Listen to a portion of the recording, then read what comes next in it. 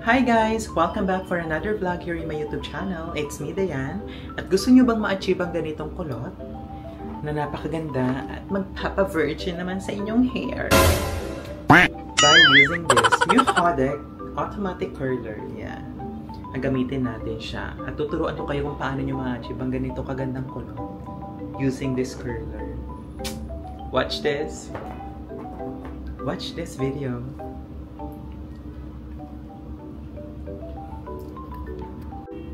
Hi guys! It's Dayan and welcome back for another vlog here in my YouTube channel. And in today's video, we're going to unbox. May nabili kasi akong pangkulot. I know na familiar kayo dito sa Hodec style. Ito po is pangkulot to sa hair. Halimbawa, gusto nyo magkaroon ng big curls or small curls or magkaroon lang ng wavy effect yung buhok ninyo. May buhok pa. Itong product ay itatry natin kung gaano ba ito kaganda. Tuturuan ko din kayo ng tutorial kung paano ito gamitin. Guys, nabili ko lang to sa Shopee. Ito yung link, nasa baba ng aking description ng video. Di ba, wag gusto nyo mag-avail nito, i-click nyo lang yun guys. And then, aside from that, I'm also using this Pacific Sea Salt Spray. Ayan, nasa description din siya kung halimbawa gusto nyo din mag-avail. Ayoko kasi gumamit ng hairspray kasi ayoko matigas yung buhok ko. Ito kasi manageable lang yung hair ninyo. Halimbawa, magkukulot tayo. Mamaya makikita nyo yung magiging finished product niya. So, I would recommend na pag halimbawa bibili kayo nito pang kulot, bili na din kayo nitong Pacific Sea Salt Spray para combo na siya. Ngayon, magkakaroon tayo ng tutorial kung paano ba ito gamitin. Kasi pag first timer kayo gumamit na itong pangkulot, medyo struggle talaga. Minsan yung buhok ninyo sumasabit kung saan-saan. Bigyan ko lang kayo ng brief background kung paano ba ako napabili dito at kung paano ba ako napudol dito. Ang nangyari kasi, at that time, meron kaming event sa branch namin and then kinulot-kulot lang yung buhok ko. And then nagustuhan ko na talaga yung kinalabasan ng hair ko that time. Bagong rebond tayo. This hair is rebonded na for 3 to 4 months. Pero tatry ko talagang magkulot. Ito guys, pwede siyang pang straight ng hair, pwede rin siyang pang curl. So nasa sa inyo kung ano yung trip nyo ba sa hair ninyo. Okay? Without further ado, please like, share, comment, and subscribe. And of course, i-click nyo din yung link sa description kung gusto nyo mag-avail nitong product na to. Okay? Pasensya na kayo sa nails ko. Kasi hindi ako nakapunta dun sa salon, pinupuntahan kasi sarado kasi nga bagyo, diba? Nung last weekend. Eh, weekend lang naman yung off ko. Kaya nagsasacrifice tayo na may ganito tayong nails. Ngayon, ituturo ko sa inyo ang tutorial kung paano pa kayo makaka-achieve ng magandang kulot. Okay? Are you ready guys? Eto na. Umpisahan na natin ang pagkukulot. Pag in-unbox nyo na siya, ganito ang itsura. Ito guys, naro-rotate ito. Depende na lang kung ano ba. Gulo-gulo siya eh. Alam mo yun. Ang hirap i-explain. Gawin na lang natin to guys. Okay. Pag sinaksak nyo, may maririnig kayong kanina. And then, ito hindi na kailangan i-long press. Press nyo lang ng ganito. Pag narinig nyo na yun, pwede nyong itaas yung temperatura from 160 to 180 hanggang 200. Yan. Antayin nyo lang ng mga 3 minutes para uminit yung loob. Guys, mainit to ha. Careful kayo kasi mainit talaga siya. One time talaga. Akala ko yung nahawakan ko is ito, yung mga nasa gilid. Ito pala yung nahawakan ko, yung mismong bakal. Ang sakit. Parang 2 days ko siyang ininda. Ang sakit. Kaya ngayon, ito na ang gagawin natin. Yan. Halimbawa naman gusto nyo mag-straight ng buhok. Ayan. Iipit nyo yung buhok nyo dito sa parang ngipin niya. Paikot. Yan. Ganito, pag halimbawa gusto nyo mag-straight ng buhok, alam nyo yung gitna. Yan. Gaganon nyo lang yan. Tapos, ganyan. Kung halimbawa gusto nyo mag-straight ng buhok ha. Pero ang vlog natin kasi magkukulot tayo. Magnetic po itong nasa gitna. Magnetic yan. Diba? Yan. Ngayon guys, pag ako nagkukulot kasi ako, hindi ko inuuna yung likod. Inuuna ko yung harap. Weird, no? Pero, mas komportable kasi ako pag gano'n. Parang napupulido ko yung pagkukulot ko kapag yun ang gamit ko. Ngayon, magkukulot na tayo. Kuha lang tayo ng section dito sa ating hair. Yan. Ganyan. Yan. Alam kong marami tong video. Pero kapag ikaw na kasi yung gumagawa, medyo ano siya. Pag kayo na kasi yung gumagawa, medyo tricky. Tama ba yung word na yun? Ngayon, pag maganda ilagay nyo siya, ulitin natin. Yan. Nakita nyo? Kaganyan nyo lang. Tapos, kapag halimbawa nasa left side tayo, dapat yung ikot niya paloob. Pakita ko. Yan. Nakita nyo? Yan. Tapos, hayaan nyo lang siyang umikot. Tapos mamaya, may tunog kasi siya. Ako kasi, ginagawa ko 30 seconds para kulot na kulot talaga siya. Kung halimbawa naman medyo nainitan kayo, kanina yung sa temperature, pwede nyo siyang ibaba from 200 to 180. Ganyan.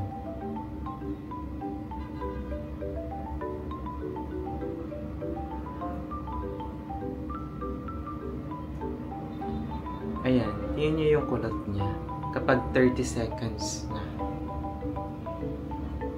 Diba? Ang ganda. Ganun lang. 30 seconds lang. Yun ang isi-section ninyo para ma-achieve nyo yung ganitong kulot. Yun. Kagaya ng ginawa ko kanina, isasabit mo lang siya sa mga parang ngipin.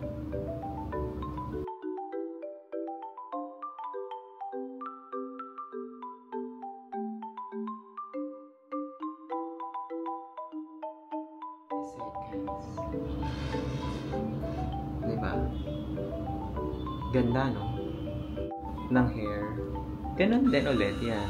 Steady nyo lang yung kamay nyo. Hayaan nyo yung mismong pangkulot yung umikot. Stop. Yan. Tapos hold nyo na lang ng 30 seconds.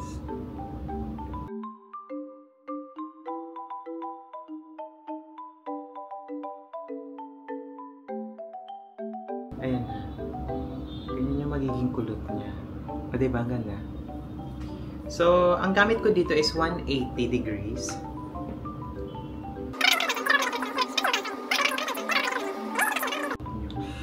Ganun ulit. Steady nyo lang yung kamay nyo. Hayaan nyo lang yung pangkulot yung umikot. Stop. Yan. Mag-aantay tayo dito mga 30 seconds ulit. Kamusta naman kayo, guys? Thank you so much sa mga nanonood ng aking vlog. Sa December, guys, punta tayong Japan. Magkakaroon tayo ng mga content doon, like mga luxury items, luxury bags. Mag-visit tayo ng mga thrift store or thrift shop sa Japan. Mga Book of Super Bazaar, yung mga second-hand shop. Mag-visit tayo doon para mabigyan ko kayo ng magandang content ulit. Ayan. Antabayanan nyo yan. Diba, gusto nyo rin magpasabay? Pwede naman, guys. Pwedeng. Kasi marami doon talagang magagandang mga Seiko ng mga watches.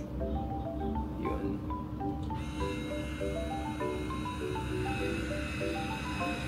Yun ang flight. Ang flight ko pala sa 23. Sa 23 ng December.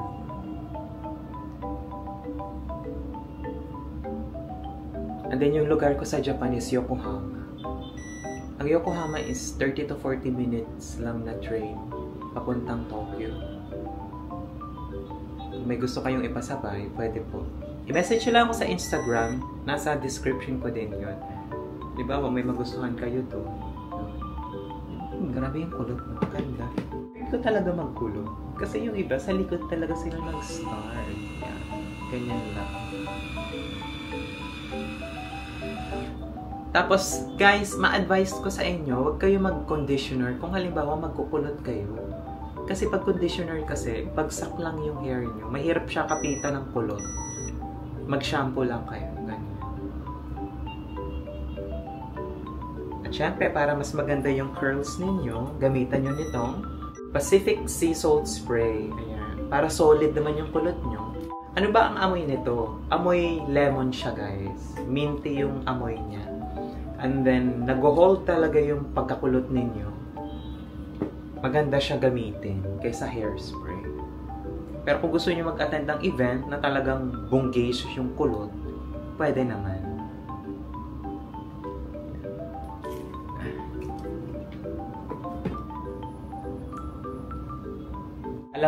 Alam niyo po, wala po akong ginagamit na salamin ngayon.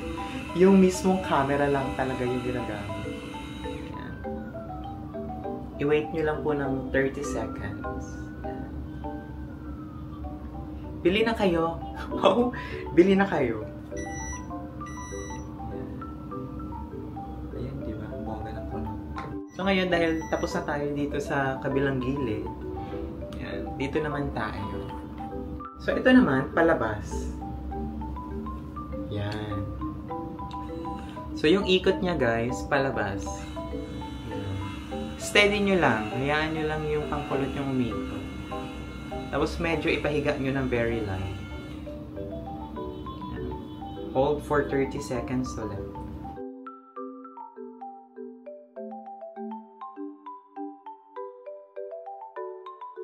Gusto nyo mag-apply, yung work na ilagay nyo is sa bank kayo nag-work. Tapos, ilagay nyo is around 40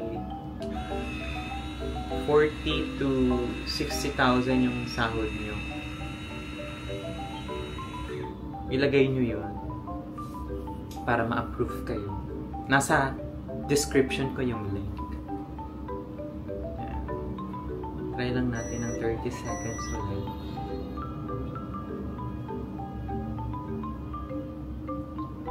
Ginagamit ko lang to kapag halimbawa may event. Actually talaga, matagal ko na gustong gawin to, tutorial ng kulot. Alam niyo yun. Kaso nga lang, medyo tinatamad ako. Guys, yung mga content ko pala is more on watch, mga shoes, ganyan. Minsan nag-walk tour din ako. Tapos may ginawa akong cooking vlog. Yun yung latest upload ko. Kasi wala akong masyadong voice over. Wala lang, gusto ko lang. Yan. Hold na lang natin, guys, for 30 seconds.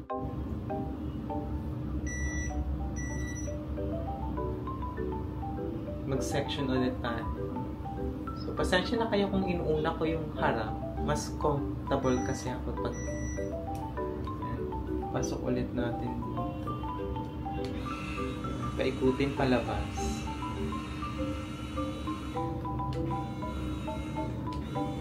Kaya nyo lang na may mga nahulog dyan kasi pag umikot ulit yan, mahagip yan. Stay for 30 seconds of that.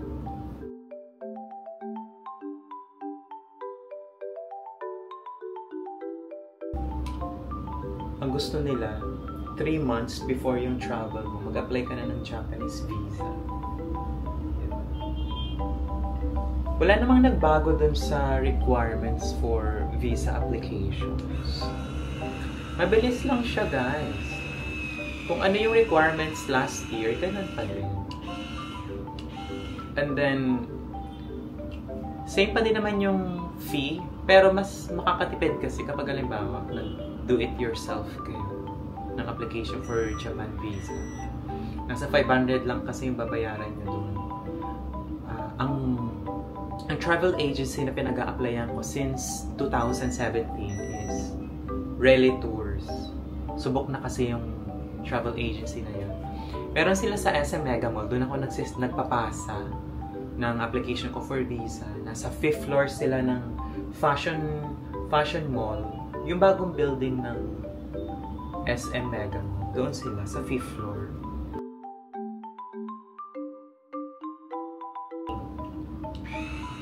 Basta fashion mall. Pag pag halimbawa pagpunta kayo doon, mabilis lang naman magpasa. Kasi yung application ng papuntang Japan, kailangan kasi naka-computerize siya, di ba? Pwede naman sila na gumawa, magdagdag ka na lang ng 300 pesos para sa typing job. Tapos, antay mo na lang. Halimbawa, okay na yan. Okay na yung requirements lahat. Napasa mo na, mag-aantay ka na lang ng mga 2 weeks. Kasi yung sa akin, 2 weeks ako nag-antay.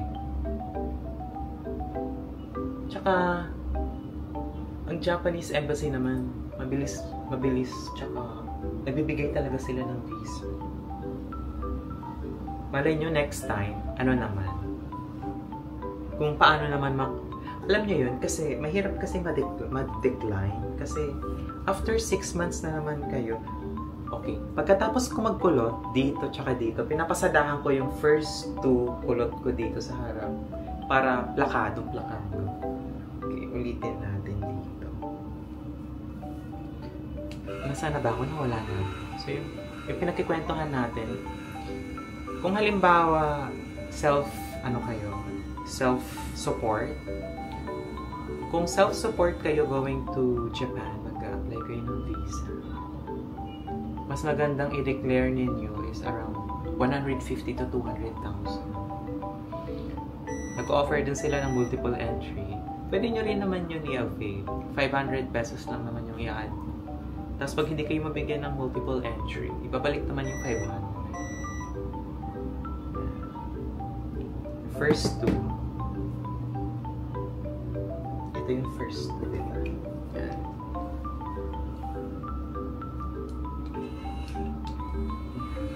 Palabas yung naikot. Hold for 30 seconds. Yan. So, nasaan na ba tayo, guys? Self-support. Ayan. Pag first time nyo kasi mag-apply ng visa, original kasi lahat ng isi-send ninyo. Lahat ng ipapasa nyo original. Kahit yung birth certificate din, original din yung kailangan nila. Mag-print na kayo ng 3 or 4. So, bukod dito ulit, magkukulit ulit tayo dito ng section.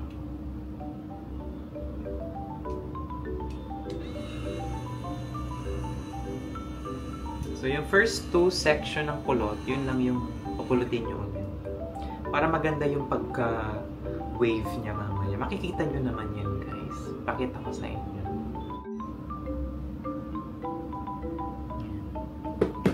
Yung pangalawang section, yan. Kakulot-kulot natin.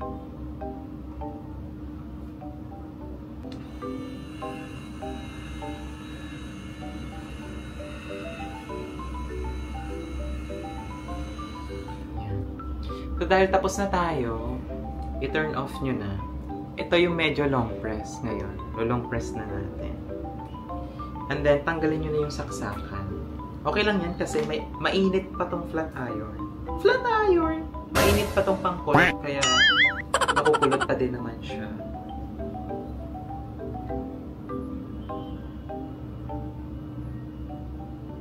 Yan. Diba? Ang ganda ng kulot niya. Iligpit lang natin to, guys, ha. So, pakita lang natin yung kulot. Yan. Ngayon, guys, ipapakita ko naman sa inyo kung paano nyo ma-achieve yung magandang wave. Matatawa ka dito sa part na to. Iwawagwag nyo lang yung buhok ninyo. Ganito.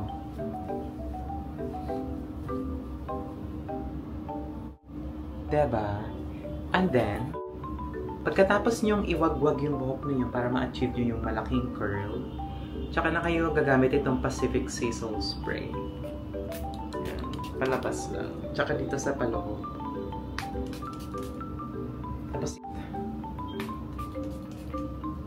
Tapos paloob. 1, 2.